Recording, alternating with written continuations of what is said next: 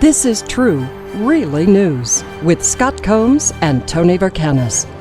All the news you're about to hear is true, as far as you know. Last weekend, I heard about this guy who'd forgotten his password to a hard drive containing $240 million worth of Bitcoin. That's not good. Oh, no. He had 10 chances to guess it. He now has 8 remaining. And that's all anybody was saying about it over the weekend, all the radio people, because they're lame and they're trying to hit posts and stuff like that. It's actually more interesting than that. I'll be the judge. About 10 years ago, this guy was paid 7,002 Bitcoins for making a video explaining how cryptocurrency works. Okay. At that time, they were worth a few dollars each. Now, one Bitcoin is worth $34,000. According to cryptocurrency data company Chainalysis, about 140 billion with a B worth of Bitcoin is lost or left in wallets that cannot be accessed.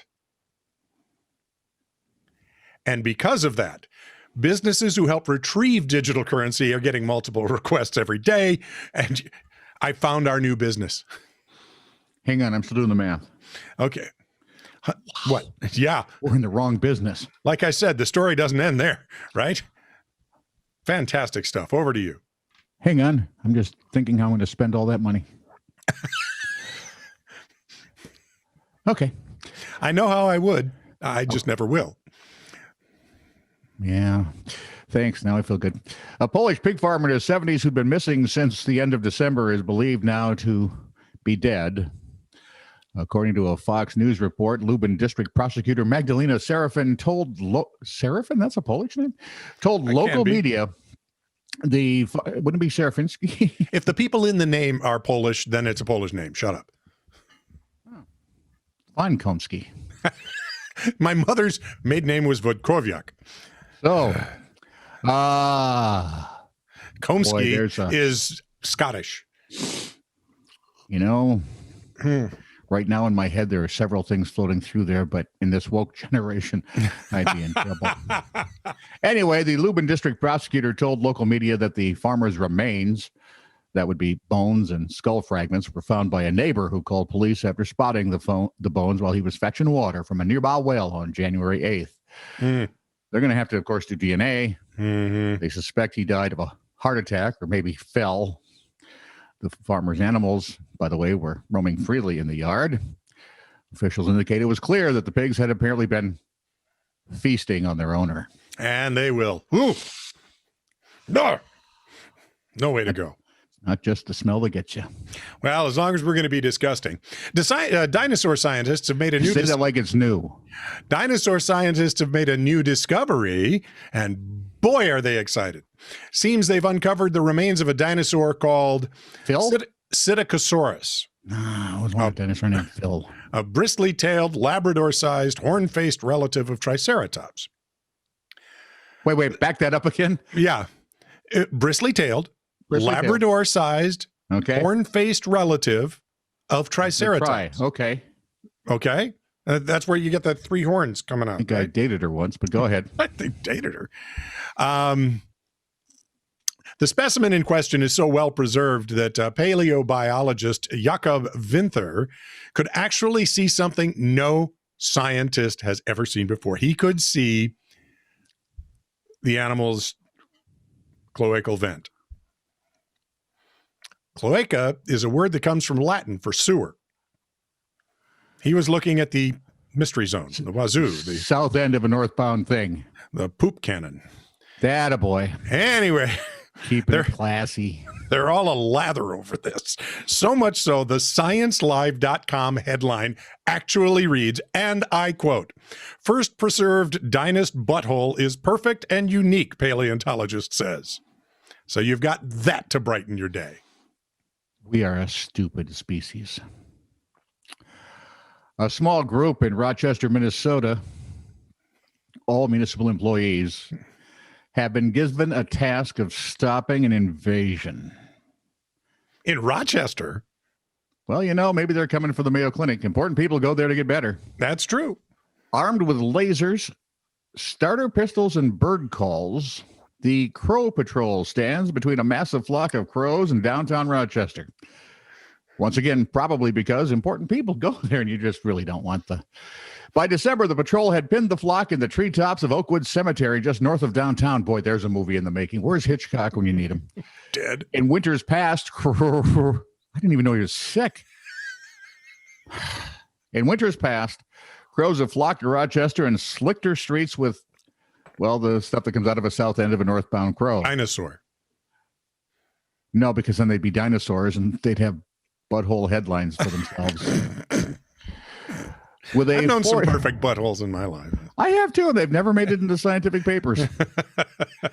With a $40,000 price tag every year, the city sends $40,000 price tag. The city sends employees out to gather tools and head out at dusk to train the birds to stay out of downtown by annoying them with alarms and lasers.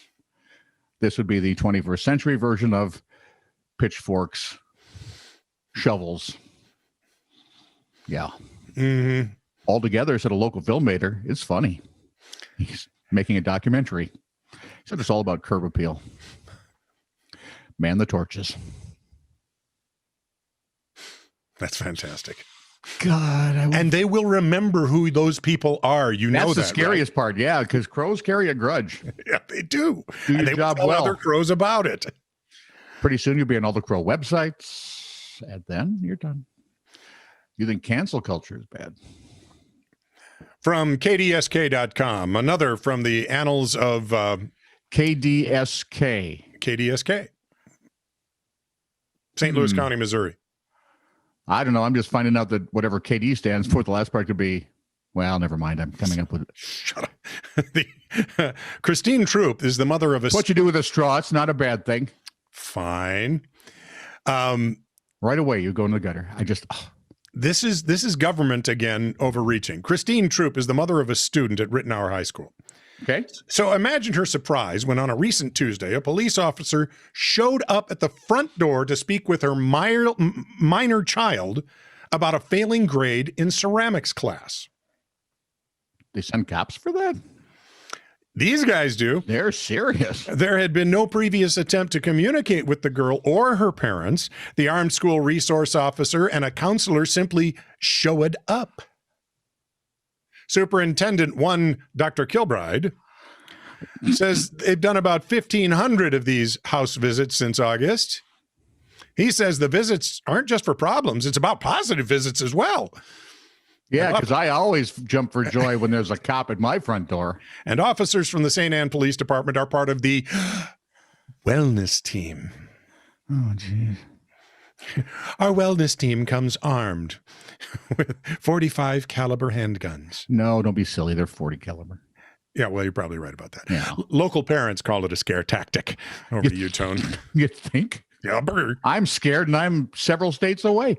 It could have been the longest workout of his life. And we're checking with the Guinness people. A Utah resident, Dan Hill, said he was really surprised when workers at a 24-hour fitness gym locked the doors at midnight.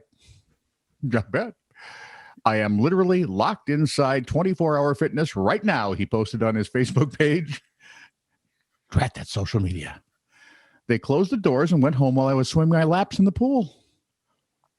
They didn't know he was there. Doesn't the name suggest they stay open 24 hours? Well, they don't say which 24 hours. It could be Tuesday. Yeah. Yeah. I just want to know, you didn't, notice a guy in your pool? Apparently not. Or they don't like him, According to a statement by the fitness chain, that sounds about like the superintendent. Which is roughly translated into some locations do close between midnight and 4. And that's why you call it 24 hour. 24. Wouldn't it be then just, 20 hour? Yeah. Hill told the TV station he called his wife, who told him to just relax and take a nap. And he phoned police.